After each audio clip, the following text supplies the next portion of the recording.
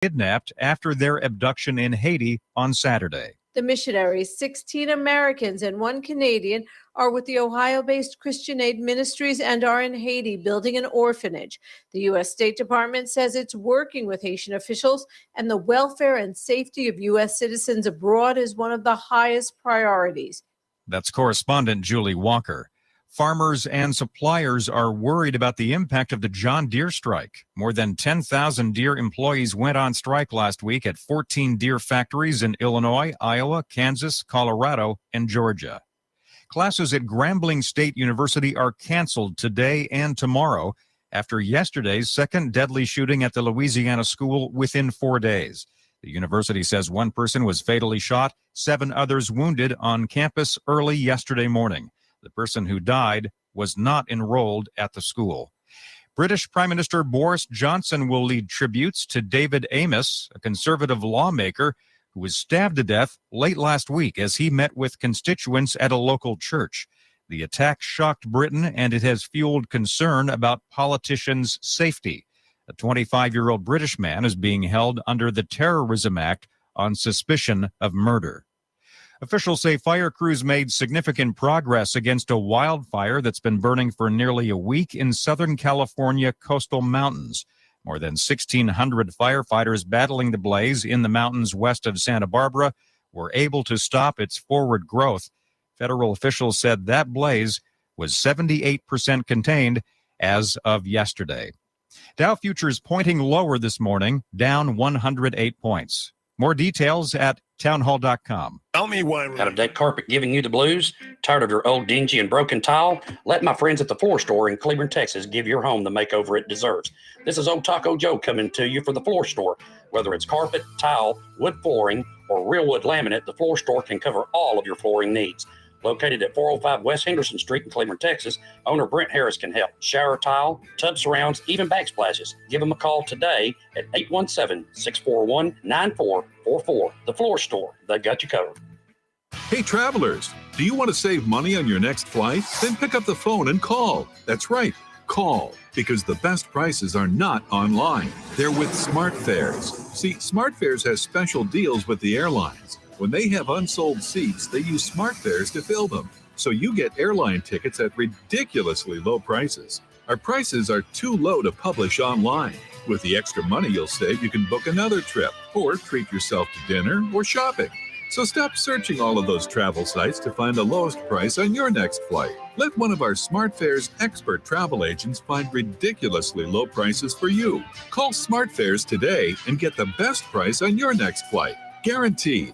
Also, save up to 50% off business and first class tickets. 855-325-1820. 855-325-1820. That's 855-325-1820. When you're hungry for tender brisket or some delicious homemade cobbler, then look no further than Leech Brothers Barbecue, located at 1106 East Henderson, Cleburne, Texas. Leech Brothers has been family owned and operated since 1950. Take it from me, Taco Joe Orwinski. Todd and his family have been filling my belly breakfast, lunch, and dinner for a long time. Heck, I even have my own booth, open Monday through Saturday, 6 a.m. to 7 p.m. Come see them for dine-in, carry-out, and all your catering needs. You're listening to Joco Community Radio.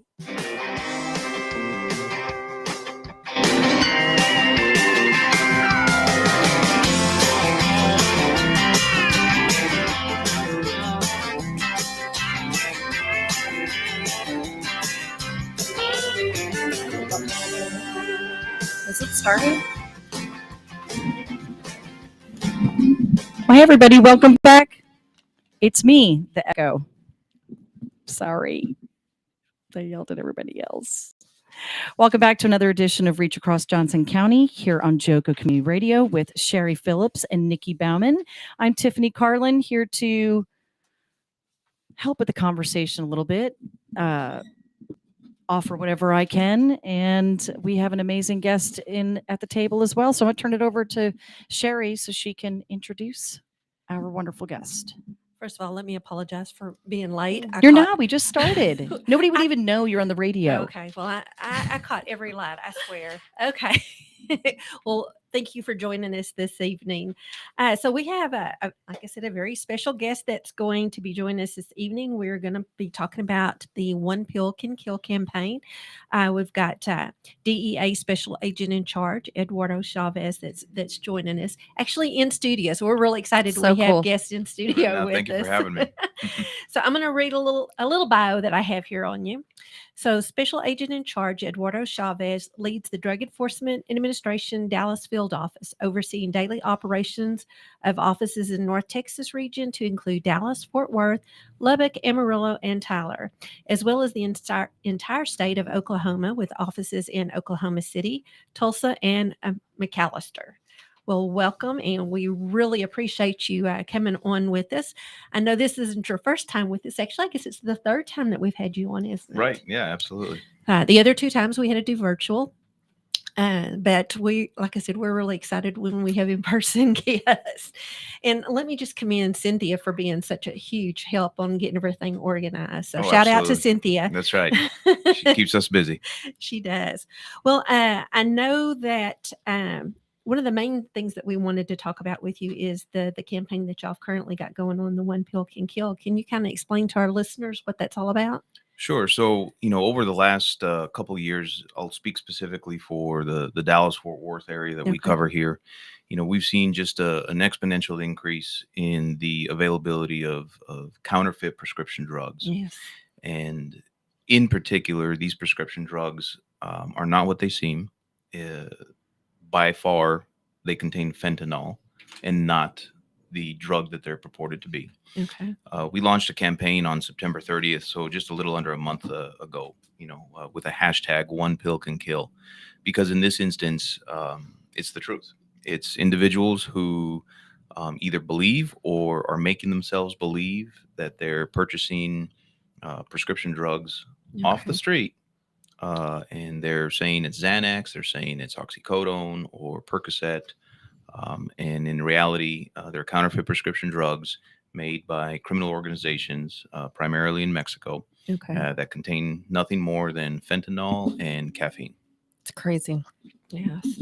Well, I know that in our area here, we've had some instances that have taken place where they thought that they were getting the prescription drug, and we've had a few overdoses, and I believe there's been at least one death due to it. And we've had a couple of guests on that have also lost loved ones to the fentanyl or from overdoses. We have had in the past year and a half at least 4 deaths. I thought it was just more in than Johnson. one. Yeah. Well, and that's just in Johnson County.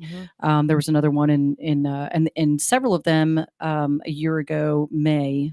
So May of 2020 was when actually my daughter's best friend overdosed in that manner. And within a week or two other kids, I think one in Aledo and one in Crowley. Just earlier this year, there was a death in Cleburne of a young man. And I know her mom, and then my daughter overdosed, and thank God did not die. So, and I am talking freely about it because we have to. Moms need to keep it real. Yes. So, Didn't some students in Venus, or was that? yes, Yes. Okay. and that was more recent, wasn't Mhm. it? Wasn't Like it two? Was this it two? summer, right? Yeah. It was just a It few was- months ago, correct? Yes. Yeah. So, I mean, it's this is a raging epidemic we have going on in our country, and you can talk about that because you are the expert. No, I mean, if you look at it, our laboratories have sort of concluded that the fentanyl presence in prescription drugs, or the purported prescription drugs that they're seeing following our seizures, have actually increased 430% Oh my Wow. gosh. since 2019. So just in the last 2 years alone, That is and crazy. in particular with fentanyl. And for those who might not, be as familiar with fentanyl or how it works, it's a synthetic opioid. It has legitimate medical use, Okay. under strict medical direction, right? Right. So it is an anesthetic. Most times you might have it during an operation or Mhm. post-op. It's an analgesic. Sometimes for terminally ill patients, Okay. it could be prescribed, in the form of patches. But fentanyl in its legitimate form is dosed by the microgram. And Oh, so my not even goodness. at the gram. So to put that into context, a sugar packet from a restaurant tabletop, that's 1 gram. Okay. That one packet contains 1,000 micrograms. So you look at it, Wow. and just a couple grains of what That would is be, in that sugar nuts. packet is considered a potential lethal dose. 2 milligrams is considered a potential lethal dose. Mm. Wow. And unfortunately, right now, the lab analysis that we are seeing is roughly 4 out of 10 pills potentially contain a lethal dose Oh of my fentanyl. gosh. So if I were to Wow. put 4 pills out on the table, or 10 pills out here on the table right in front of us, and tell you that 4 of these pills will be a lethal dose, makes you wonder, would people still be willing to play that Russian roulette? Really? That's literally what I was just going It to say is. was That's what Russian it roulette. is. And the crazy thing is that when you do actually start to talk to addicts, they know it. I mean, when they're deeper into it, they Mhm. actually know that this pill could be that one, and they're willing to take that risk because they're so addicted, and it's so highly it's more addictive than heroin. Correct. So it just happens. It happens fast, super super fast. Is that why they're lacing them, you think? So they're lacing them more primarily out of just the economics of it. Mm. They Mexican drug trafficking organizations, who are again primarily responsible for bringing that up, Okay. will obtain the raw chemicals again primarily from China. But if they purchase that raw kilogram of fentanyl, so a little over 2 pounds of fentanyl, they're only going to pay $3,000 to $5,000 for that. Mm. The profit margin, once you get it down to our neighborhoods right outside the studio here, it's potentially $20 to $30 to $35 per pill. Wow. So then all of a sudden, that profit margin for these trafficking organizations are in the millions of dollars. Huge. So it's all about, at that point, it's all about economics. Of course, it's the money game. Yes. Well, that's what they're in the game to Yeah, do. it I is. mean, looking at our pharmaceutical companies who make the drug in itself, they're in the game to make money. Mhm. And it's the same thing with our drug dealers. And it's almost like they're warring with each other and in some ways helping each other create this epidemic in our country. I mean, it's not new. We've always had drug dependency problems in this country. It's just that the drug of choice is changing because they're finding better ways to make more money faster.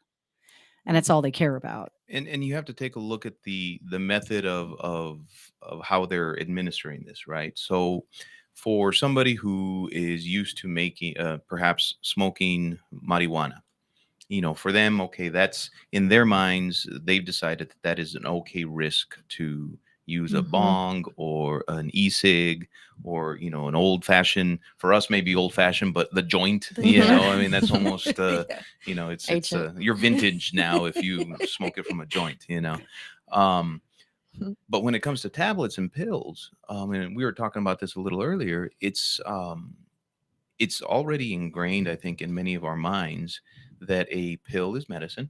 Mhm. It's the risk level is very low. All of us at one point or another try to wean our children off of liquid medications. Right. Stop taking that chewable vitamin. You need to learn how to take swallow a pill, or, Mhm. liquid pain relievers. It's only for children. And at some Mhm. point you have to graduate into swallowing a pill. So when you then translate that into the environment that we're in now, those pills seem at face value perhaps not as risky initially. Right. And these people might take it with 8 ounces of water because that's how they, sort to of No, take the medicine. probably. learn how to do it, right? And unfortunately, once they cross that threshold that they can look themselves in the mirror and realize, okay, I'm addicted. Mhm. Then at that point, all they care about, and it's exactly what you mentioned, it's that chasing that high Yes. right until the edge. Mm. And we have plenty of studies historically where there have been rashes of overdoses in a certain city, whether, pick your drug, whether it's Right. heroin or the K2 that was going Mhm, on a mhm. while back, or now this. And you find that drug addicts will actually go to those cities to try and get a hold of that. And it's Wow. exactly what you were saying, is to take you right to that edge, chasing that high, Mhm. And so when you move that into a pill or a tablet, they're no longer taking it with those 8 ounces of water. You know, they're going to crush it, they're going to chew it in their mouths, or they're going to crush it and they're going to snort it, or they're going to try and crush it and inject it. You know, so at some point they're figuring, how can I increase this high that I had? Because every single time I want to get it better and better. And that's the danger. Are you seeing the counterfeit patches too? Not so much the counterfeit patches, because it doesn't make profit sense for a lot of these drug trafficking organizations. These trafficking organizations already have the dyes and the stamps to make these pills look identical. Several years ago, I was in another state on assignment, and we took off roughly about 10,000 counterfeit OxyContin pills. And we joked, I mean, they were ugly. They were Crayola green, stamps were crooked, the pills just sort of crumbled in your hands. You know, you could tell until they were fake. that they were fake. You know, fast forward to right now, and any pills that we take off the street now, you put them side by side, and you cannot tell the difference until we take it to a lab. That is so scary. I know it is. I've actually seen some of their pictures that they've shared on their LinkedIn page and things, and it's shocking to me. I keep thinking, y'all. So you swap chairs. I'm going to swap chairs. Y'all go Swap ahead. chairs. Oh my gosh. Well, I had poor that chair Sherry. earlier. I switched it. Is that what it was? You're having a Monday like I had on Monday. And we don't. It's one of those. It's a Russian roulette game of who's going to get the chair that sinks on its own. So I'm so sorry. That's hilarious. And sometimes it happens here too. And I've had people go all the way to the floor. But you Oh know, we my talked gosh. about this last week a little bit when Callie was the guest, and you know, my brother trains dogs for drug searches in New Jersey. And they had gone to pick up a load of heroin so that they could train the dogs, and they couldn't even use it. It was more fentanyl than heroin, and it's so ridiculous that you even have to say something like that. But they had to get rid of it. That's crazy. They couldn't even use it to train the drug dogs. And so and they had, I believe it was just a week before that, they had busted a guy up there on the East Coast who had pill stamps for 42 different types of pills. Oh my word. I mean, so this is a real business for these Mhm. people. I mean, this is all they do, and they don't care about you. They don't care about you, and they think their drug dealers care about them. And reading some of the stuff that I was able to read, you hear it in there. I mean, I almost wish I had the phone in front of me, because it's sickening. It's sickening to listen to read these messages from a dealer acting like they care about their customer. Yeah. It's truly amazing. I've been a part of investigations where they will refer to their customers as patients. Mm. And they will offer money back guarantees. Oh my Oh, god. wow. And they will say, if you don't like it, let me know. Because it goes back to the profit, right? So it goes back to, if I'm not providing you a good customer service, you're potentially going to go somewhere else. Yeah. And it's exactly right. It's not about, I care about you. It's about, I want to make sure I keep taking your money. Right. Yep. Half of the drug trafficking organizations that we investigate, a lot of the people that we arrest at the levels that we do, don't use drugs themselves. I can remember arresting one in particular, and through the interviews, we talked to him, and I said, hey, so how often do you take these? And he looked at me with the most perplexed face and said, are you kidding me? Wow. I don't do this. It's the truth. You know, he was like, so like dumbfounded that I would even ask if he used drugs. Yet, you know, he Wow. had kilos of heroin, you know, that we had just seized. And it was like, absolutely not do I do this. It's not like you see in the movies where the drug dealers are addicted to like Pulp Fiction. You know, it's not that. Right. Well, right. I mean, it's smart. It's smart Smart business- businessmen. yeah. I mean, they're a businessman. That's what this is. Their business is getting Mhm. people high and hooked on a drug that they can put money in their pocket and put as much as they can and get them to keep coming back over and over and over again. Marijuana, a little different. I mean, lots of times you have, you know, stoners, but that's on your low end. Mhm. You know, sure, I'll smoke a joint and again, this is some of this is coming more from what I've been able to read. Oh yeah, we smoked a joint together, you know, 6 months ago. Oh yeah, I remember that now. And so, I mean, and just, so there's just this That friendly bonding. conversation. Mhm, Yeah. that's what I was gonna Let's be friends. We're friends, right? You trust me. Trust. Sure. I can get you Zans. Hey, I've got this pharma. You sure you want the blue pills? I mean, this is, it's a, You know the lingo. I know. I was I'm just- telling you, I'm impressed. She's learned a deep lot. into, learning, because if you're not learning as a parent, then we cannot help our community and get into our schools with this conversation. Mhm. And I still feel like we are not in our schools with the conversation. I mean, where is the DEA with that? Where do you specifically see the problem, the lack of communication there with our school districts? I even will take it one step further and just, start from the home, and be able to talk about the potential elephant in that room.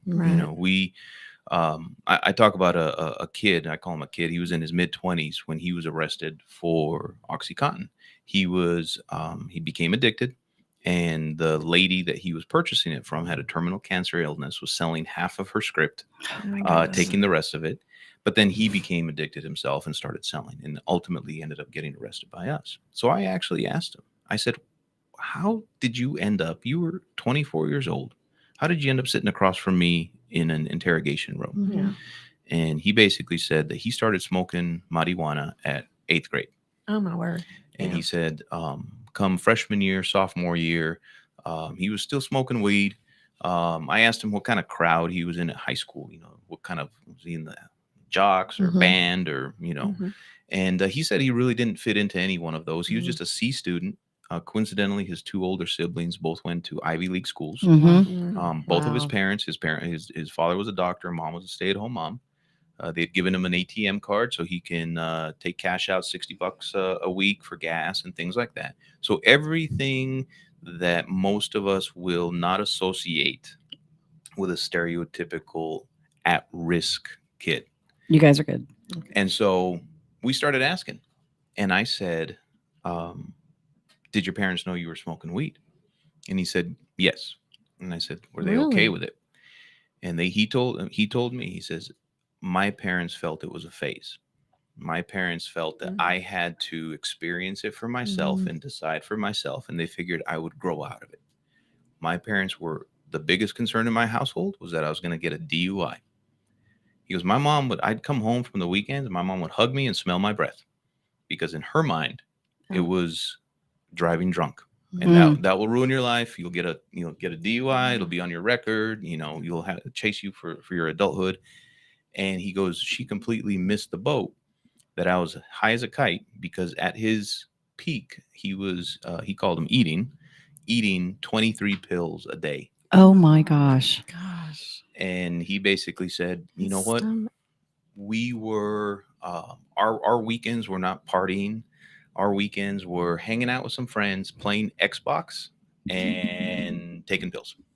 Yeah. And so I go back to it. Just So they felt like he was safe because he wasn't partying. He was Correct. just hanging out with He his didn't friends, fit the stereotype, socializing. Right. with that case of beer on the tailgate, Mhm. off in the middle of nowhere in some, county road. Mhm. No, he was at a friend's house and they were just playing video games, Mm. and they just didn't, Yeah. they just missed it, and unfortunately I've talked to way too many mothers who have said, I just did not see this coming, Right. and they, fentanyl, heroin, pill, like Where's it's this just the coming from? Yeah. furthest thing from their minds. Yeah. But then you talk to this kid and he's like, well, no, there was weed and they knew it. And it was, alcohol, but they knew I was staying away from it. And they just completely missed the boat, Wow. So for us, that's really important, and every time I try and tell that story to anybody, because somewhere out there's maybe somebody listening that is It's going, true. uh-oh. You think it's okay. Right. Yeah. And I mean, I'm not going to lie. I knew she smoked pot. It was you're grounded. You go through all those steps as a parent of it's illegal. What are you going to do if you get caught with it? What are you going to, why? What is it doing for you? All those questions, happened. Okay, well, we need to talk about what we're going to do about this because we're not okay with it. And so, I mean, you obviously can't be with your kids 24/7. You can't be with them when they go over to the friend's house. I was actually criticized by a friend's mom saying that, you always think your daughter's doing something wrong and she's not. Yeah, she's getting high up in your daughter's bedroom with her. That's what she's doing. That's why they're falling asleep together. And I'm having to drive over here at 11 o'clock at night and bang on doors to get my daughter. So it's not as though I didn't take those steps and try and rectify some of it. But what I did miss is because this was already happening at the time where hormones were elevated, and you expect your child to be on that hormone roller coaster. That's where I missed it. So where she was coming down off of the major pill high, I was like, oh, PMS, Right. You thought it was and I'm emotion. going to go with this right now. Don't do this, moms, because it shouldn't be like that. It shouldn't be this raging hard crash. This shouldn't be, there should not be moments of mania. There's another part to that, to this mania, that I've also learned about, and they'll call it a bipolar 2, but it's not, oh, your child had bipolar 2 and that's why they took drugs. No, my child has bipolar 2 because she took drugs and created her chemical imbalance. Right. And so sometimes parents will go backwards and think, oh, I missed that. I didn't get them medicated fast enough. And so they turn to drugs. No, they're self-medicating on drugs. And that's, they create this problem for themselves. And I will say the one thing in particular with opioids that is sort of runs it, whether, and when I talk about opioids, I talk about that entire family, right? So from legitimate prescription pain medications, that contain opioids, to the counterfeit fentanyl is part of that opioid family, to heroin is, it's quite on the schedule that you wouldn't necessarily think. That starts to wean off after, a few hours, and they're looking for it again. That's why that one kid told me, he goes, I took 3 pills in the morning and I needed about 3 or 4 more by third period, and then a couple by lunch, so he was on a little bit of that schedule. So maybe to your point, there's a bit of a scheduling with how they are reacting to, they're coming down off the high. I mean, I think the other thing you have to look at, and again, it starts at home, is the phone. Gosh, yes. Being able to, sometimes you just don't want to fight, right? But it's, let me see your phone. Yep. And we, I mean, access. we went through again. I mean, just, I'm, I'll be that advocate that talks openly. I mean, I let them have Snapchat. Now, this is the 2 older ones. And let me tell you, their drug dealers are all throughout Snapchat. I've caught stuff in there. I caught a guy trying to sell my son a fake ID. Again, all people I'm turning in and trying to, come on. I mean, we were kids too, and I get that, but this is younger, and this is a different generation. Yes. And they're really naive to this idea of thinking they are invincible. I mean, it's beyond the normal teenage invincibility. Sure. I feel like we experienced as kids. So the fake IDs, I didn't even think you could do that anymore. Sure, you can. Like I thought I really did. I know, like when we were kids, you would get someone older or something, and then I didn't know that. I'm not even gonna tell you how we did it. It was just. It wasn't even a fake ID. It was a real one. I plead the fifth on that one too. too.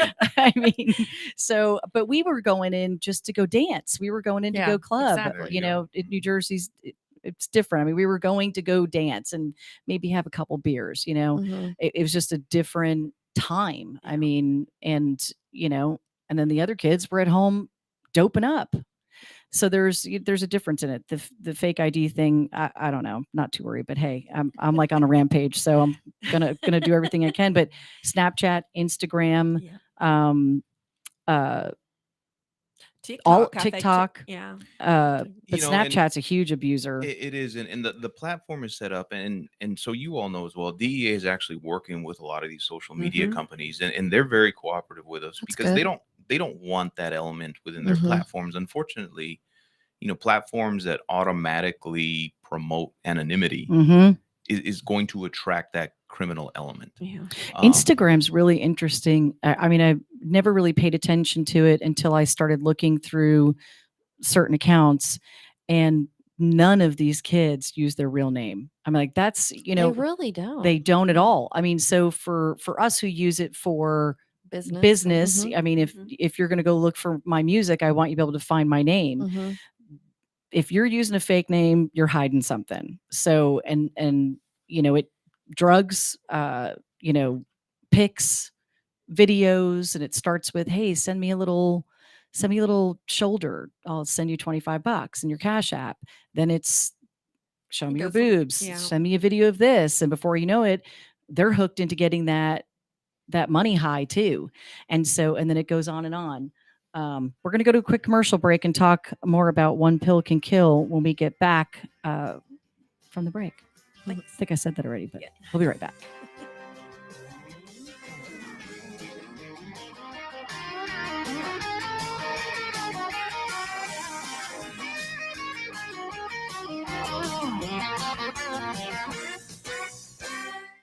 Are you paying too much for term life insurance? There's a tremendous price war among the major term life companies. Rates have dropped dramatically in the past 2 years. For example, a man age 45 non-tobacco user, $1 million of coverage is only $75 per month, level for the next 10 years. Or a man age 50 non-tobacco user can buy $500,000 of coverage for a monthly premium of only $110, guaranteed not to change for the next 20 years. That's right, level rates for 20 years. And if you're a smoker, we have great rates for you as well. At the Term Lifeline, we specialize in policies of $500,000 and above. So if you're looking for new or replacement term life insurance, call right now for a free quote. Rates and availability may vary by state. Sample rate quotes are based on preferred non-tobacco underwriting exam required to qualify. 800-803-2142. 800-803-2142. 800-803-2142. That's 800-803-2142.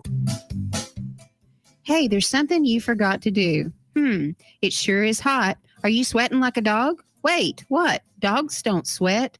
Oh no, you forgot to get your window tinted. Whether it's the kitchen window that sits in the sun for the hottest part of the day, or you just got new wheels, call Sharp Window Tinting in Burleson. 817-615-9379, or look them up on the web, sharpwindowtint.com.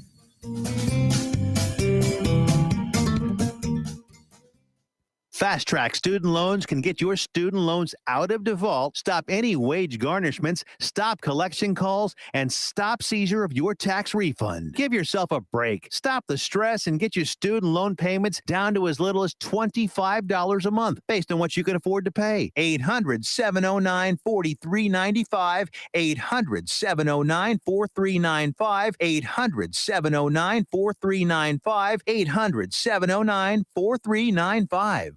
You're listening to Joco Community Radio.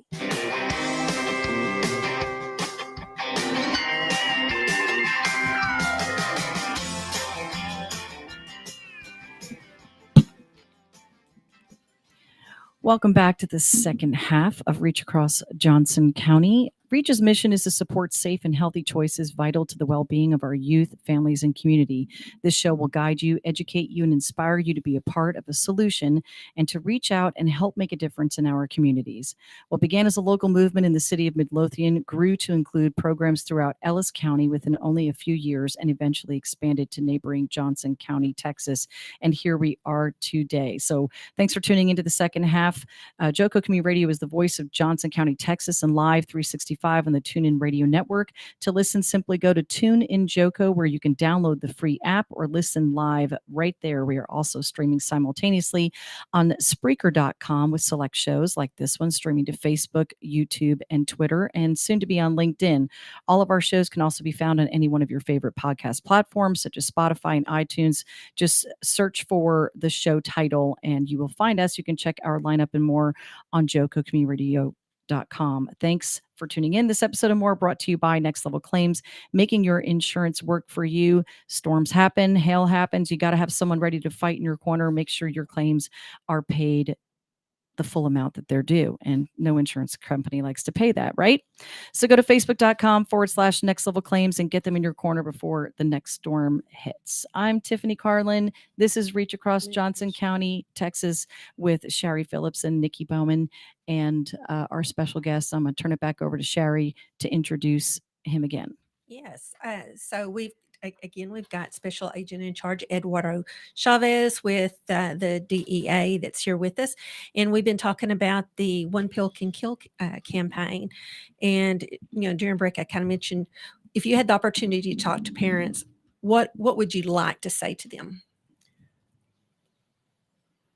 Be willing to have hard conversations. Oh, those hard conversations. Yes. Be willing to hold them accountable to probably how your parents held you accountable. Yes. I mean, sometimes we'll just avoid it because we just don't want to. We're tired. We just had a long day. We just don't need it, and we're maybe struggling to get that homework done, or to do what we would consider maybe all the normal things. The stakes are too high right now. The consequences are permanent. When 4 out of 10 pills that you will buy on the street can contain a lethal dose, you cannot wait to then say, I should have known, or I should have looked at that phone, or I knew something was wrong.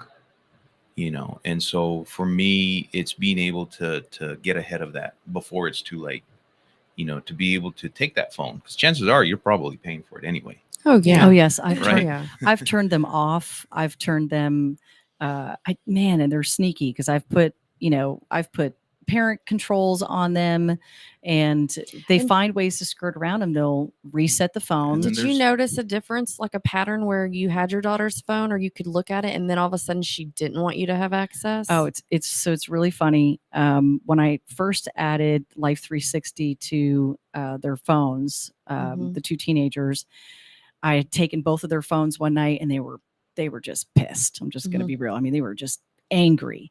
And so I'm setting it all up, and I'm setting it up on her phone. And then I yelled for her, and I said, hey, get in here. I need to take your picture for the app. And so her picture on the Life 360 was this mugshot. Oh, it was completely, it was like the worst picture ever. And so we kept it on there because it was just so funny. And it was just something I was like, I want her to see this someday and realize, look at how ridiculous you were being. But it's because she didn't want to be followed. So it was already that point. Didn't want to. Well, I mean, I think there's a whole nother level to this generation of kids too. Anyway, they have a major issue with authority. Oh, they don't want to follow the parents' rules. They don't want to follow the principal, the school, police. They're disrespectful across the board. They feel very entitled to being able to do whatever they want to do and when they want to do it. If I want to try drugs, I'm going to try drugs. How can you? I've literally had one of my kids tell me, how can you stop me? Because you're a minor and I can stop you. I mean, and so there's just that mindset. And I think that mindset too, now that I look back at some of those conversations, were because she was already deep into it. And, watch what's happening at the friends' houses. And I'm talking the close friends, the parents that you trust too. What pills are in mom and dad's closet? I mean, in their cabinet. And, what does mom take? And does mom sometimes give her own teenage daughter Xanax and think that, well, your daughter's acting a little manic too, so I'll give her a Xanax. And let me tell you, it's kind of how it all started. And so, without my knowledge, by the way. And then it turned into they were stealing Xanax from her. And then it turned into that friend going to a doctor and getting prescriptions because she needed help. And then my daughter was stealing them from her. And some of this I'm just, finding out because it was interesting. Some of that conversation, once you have that one-on-one time alone, sure, even when they're a little high, loose lips start to tell you some things. And so I've found it very helpful because I can share this information too. Like, holy cow, the things I missed are, and even with my eyes wide open. Well, and then the other thing is the money flow. This is an expensive habit. You know, so when each pill at its retail level from 1 to 5 pills, I mean, you're talking 20, 25, 30 upwards per pill.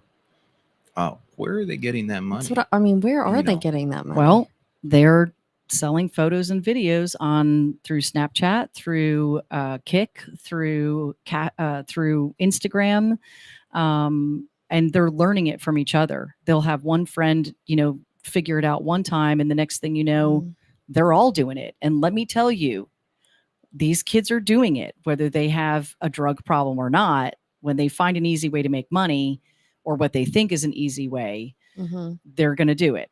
And what they don't realize is, aside from the drug problem, those photos and those videos are turning around and being sold to every pedophile in the world. Right. And so they're making money off of them, and they're out there forever. You can't pull that back. So another thing that parents need to look for too is, especially if you say, well, my kids aren't allowed to have Snapchat. They don't have that. Yes, they do. You need to go look through all the apps again, because there's fake apps that hide the apps. And WhatsApp too seemed like a safe one, not a safe one. So they're finding, they'll app. It's like Dr. hopping for your pills. They'll app hop. I'm over here just lost, and she's going to be 17. And so I don't even have the 360 thing, but if you have that, does that not tell you if there's Snapchat on your child's phone? No, the Life 360 just follows them. I've got a whole nother, Qstudio is another great parent. Life 360 is just a tracking app. So the whole family can just follow each other, and it's really for safety. And I think that's the part that kids will, well, you're tracking my every moment. I'm like, no, it tells me if you get into a car accident. It tells me, God forbid something happened to you, I at least know your last known location. And that's what it's for. But in their mind, because they're doing stuff they're not supposed to be doing, is, well, they can see that I'm at a party. Yeah, I can see that you're at a party. Right. You're not where you're supposed to be. So so there's some of that extras that we didn't have as kids. And I've been open with my kids about that. I'm like, I am sorry for you. Yeah, it is. Right. You can't get away with the stuff, that we did, but I wasn't doing the stuff you're doing. That's where I think some of that level of difference is too, It is different now, because even my kids who are in their 20s and early 30s, I didn't have to deal with this quite so much, and but they didn't like the 360 either. But I told them, I said, I need to know where you're at. I actually lost a couple of friends, in their early 20s. They were abducted in the parking lot of their apartment complex, and so it scares me. And it's like, I just want to know that you're okay. So if you don't respond to my text or something like that, I want to at least look on there and say, okay, she said she's going to be there. That's where she's at, or she's on the road or something like that. It would give me some relief.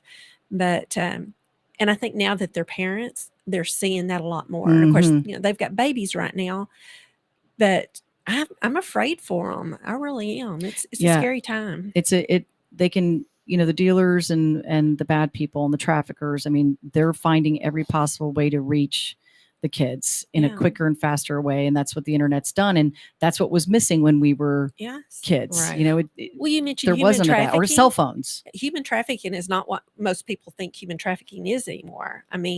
People, they meet kids through these different apps and things, and they start building those relationships, and then they start getting them to do things, and that's how they're doing that now versus what we used to think, getting abducted out of a parking lot, or things like that. So it's scary. I've read it. I have literally read these messages in Instagram. And the grooming. And grooming. Straight up grooming them. You are totally getting them to trust, getting her to trust him or her. And they know exactly who to look for and what. They're looking for vulnerable. Yeah, they're looking for vulnerable. They're looking at their pictures. I have a question for you. Okay, so I know earlier you're telling me you've done this for 21 years and we're saying that it's the worst now. Would you say that, or do you think every kind of time period has their own worst?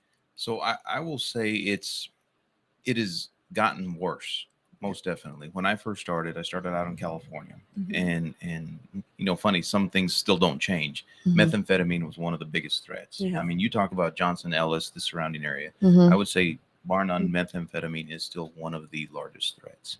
The biggest difference right now that we're seeing with methamphetamine versus, let's just say, these counterfeit prescription drugs Mm-hmm. is there is a demographic out there of people who will be unwilling to smoke crystal methamphetamine Yeah. as an experiment for the very first time. Right. There are a lot more people who are willing to take a pill Because it's more acceptable. because again, it's healthy a pill. or safe. You know, going back to that individual that we had arrested a while back for distributing OxyContin, I asked him. I said, "Look, so I'm just going to keep it real. You live in an upper middle class neighborhood in a gated community under an HOA with a 2-parent home, not a latchkey kid, not in the inner I was city. going to not say in a earlier, his gang mom is a home infested-" too. I mean, That's right. So I said, how in the world did you find, because this was even before how quickly and easily Instagram and Snapchat Right. could connect you with anybody, across the world.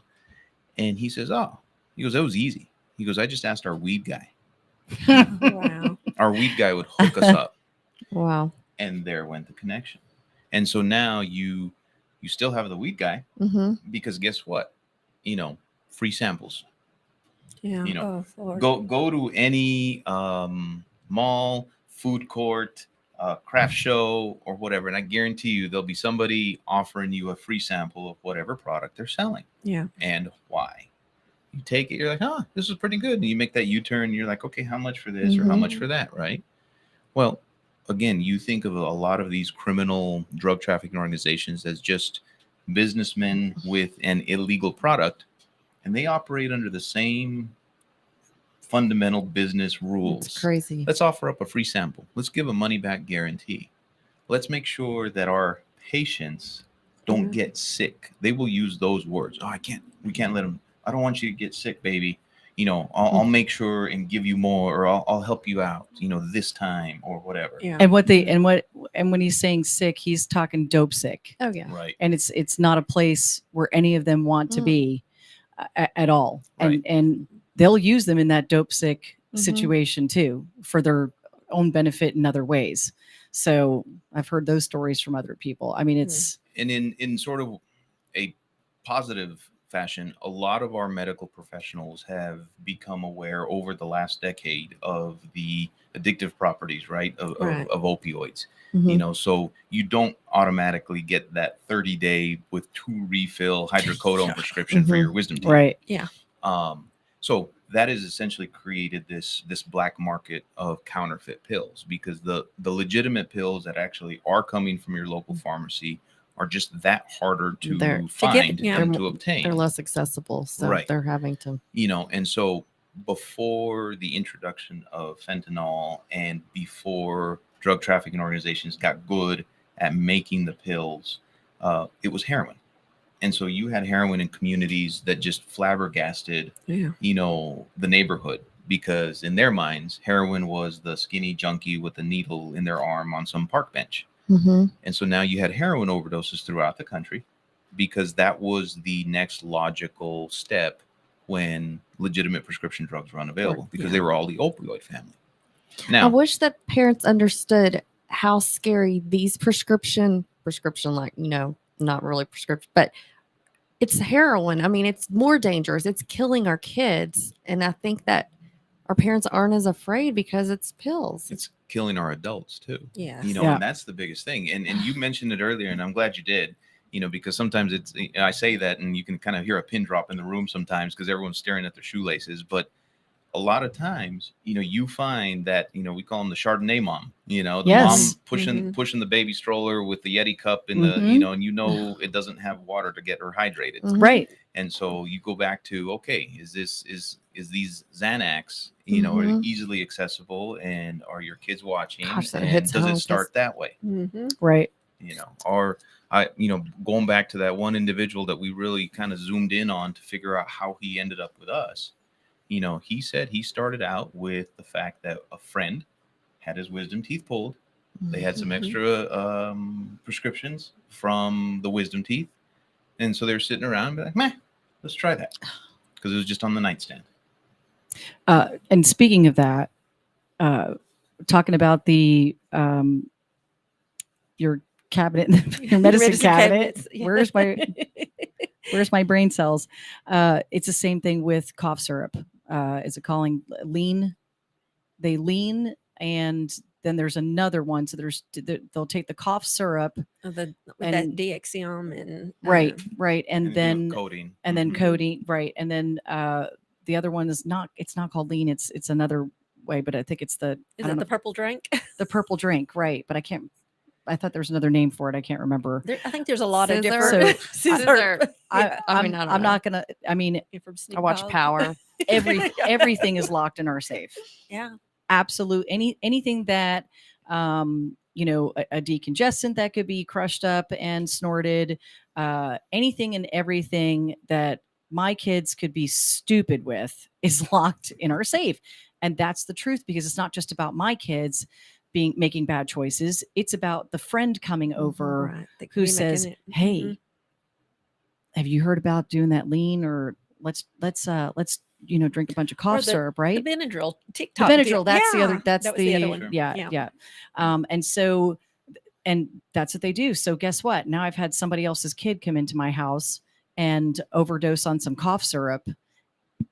I mean, it changes everybody's life. Yes. And you don't think about it until it truly affects your own family, but it's all locked up. I would think there's probably not a bunch of us that would leave a loaded gun on the Right. kitchen counter or on the nightstand, especially if you had company or guests or friends over.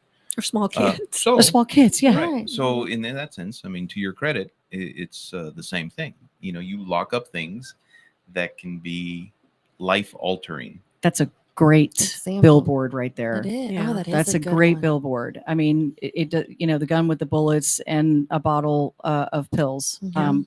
Just one pill can kill. Mhm. The more you talk to parents, and that's really what has to happen too. And I'm doing it if it takes one parent at a time for me to have that conversation. But that's what you have to do too. Parents have to talk to each other.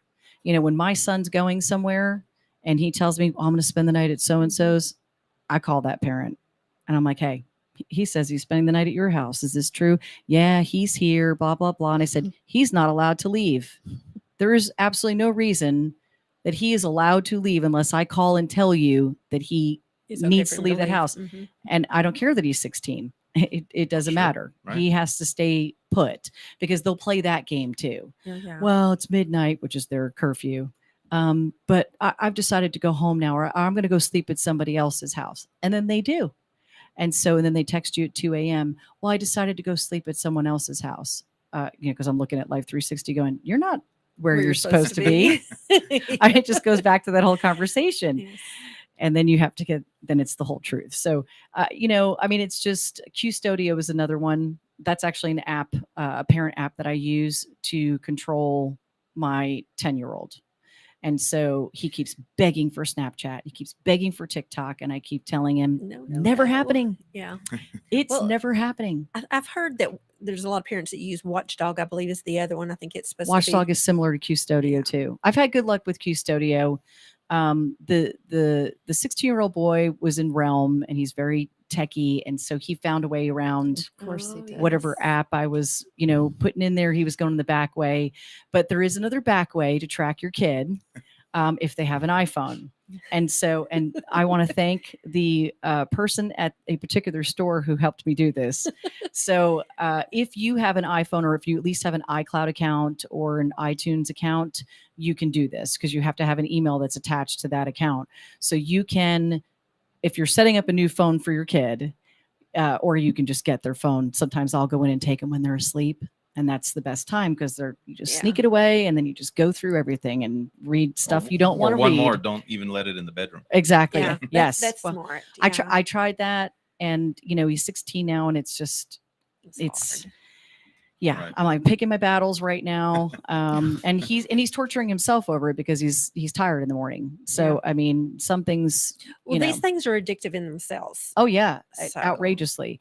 So he had broken his phone. He finally got his iPhone back, and he does not tune in, so I'm not even worried about it. I was gonna say you're giving away your secret. My kid, I'm not cool, so they don't want to They listen don't to me. listen. No. So he, so what? This wonderful I don't want to put her out there, but I'll tell you, just go talk to your local tech store in town who sets up phones, and ask. Hey, this is another episode for us. Actually, yeah, I'm serious. It's really good, but you can add a second iCloud account to be notified for the lost my. I'm not an iPhone. Find my iPhone. Find my iPhone. Thank you. That's and how I'm Android. That's how I track my daughter. I just look at that. Right, the Find My iPhone, but I don't have an iPhone. Oh. But I have, I've got a MacBook Pro, so he doesn't even know it's there. And then she removed it from the screen and everything. And I was like, I love this girl. I'm sending every parent to you. Just be ready. Be ready for that. So I mean, it's just about taking every precaution you possibly can figure out doing in order to track your kids, so that you can at least. And it's not being, I don't think you should look at it as being like an overprotective or anything like that. I think what we're doing now is we have to do this to protect our kids. Absolutely. And so I did want to comment, because I know that we actually had a couple other things that we were going to talk about. Oh my God, that just went so fast. I know it I'm did. Sorry. It's too fast. But I do want to comment that go into your medicine cabinets, see what you've got. This weekend, the DEA is doing the National Prescription Drug Take Back Initiative. And it's so important. They do this twice a year, and you can just drive up to a location near you. I know here in Johnson County, the Burleson Police Department has registered a site, as has Cleburne, and take those medications. I think we have them posted on our Facebook. Okay, well, I was going to ask, is there a main website that you can go to find the locations nationwide? So you can find that right off, DEATakeback.gov. I mean, or just DEA.gov, and then there's links for the take back. It's this upcoming weekend from 10 a.m. to 2 p.m. on Saturday. Last time we did this was April, and between Johnson and Ellis County, there was over 1,200 pounds of unwanted prescription medications that were delivered. That's amazing. And so you look at a lot of what's in that medicine cabinet. You look at sometimes maybe our parents or our grandparents. I was going to say our grandparents have to be where a lot of tons the teenagers go in and find stuff, because they think they need to keep it. And it's anonymous, and it's, for the era of COVID, it's also, contact free. You drive up, you can have it in just a plastic bag, just dump it off, and you're on your way, and that's a good first start. Absolutely. And the only thing that they can't take inhalers or sharps. So be sure not to stick those in, but over-the-counter medication is acceptable, as is pet medication and things like that. And no inhalers. We found that out the hard way. The very first time we were a part of Take Back, we went to our place where we dispose of them, and next thing you know, those inhalers became like mini bombs, missiles coming out of that thing. Hit one of us in the shoulder. It's incinerated, right? Right. It's and coincidentally, it is an environmentally friendly incinerator. The only thing that comes out of that is water vapor. Okay. And so that is actually, very conscious of it on both ends. Well, so go in to Tiffany's putting it on the website. Takebackday.dea.gov to find a location near you nationwide to dispense. Red Ribbon Week is coming up next week. Yes. And so you want to look into what your school districts are doing for Red Ribbon Week. What that's the great link into earlier. You talked about what the schools, what they could do. I mean, it's that collaboration between parents and schools, right? Yes. Being able to talk to administrators and counselors and say, hey, look, this is what we're going on at home. If you see anything, or can you help let us know, and kind of vice versa, right? Red Ribbon Week, it's very near and dear to the DEA's heart. It started with the death of Special Agent Enrique Camarena, back in the mid-'80s. His hometown in Calexico started passing out red ribbons to just solidify that commitment to being drug-free after he was kidnapped, murdered, and tortured by Mexican drug trafficking organizations. So here we are, decades later, still remembering his legacy, and it's a lot of why we do what we do here. All right. Well, we appreciate everything that you're doing Absolutely. to save people's lives, and we know that you're putting your lives on the edge every single day for all of us. I don't think people really think about that as much when you're looking at law enforcement in general, and so thank you so Thank much you. for doing Yes, what you thank do. Thank you for coming too. Appreciate you having me. Have a Yes, great week, absolutely. and we'll see you back here on Reach Across Johnson County next Wednesday at 5 p.m. Central Time. Absolutely. Thanks Thank for you. tuning in.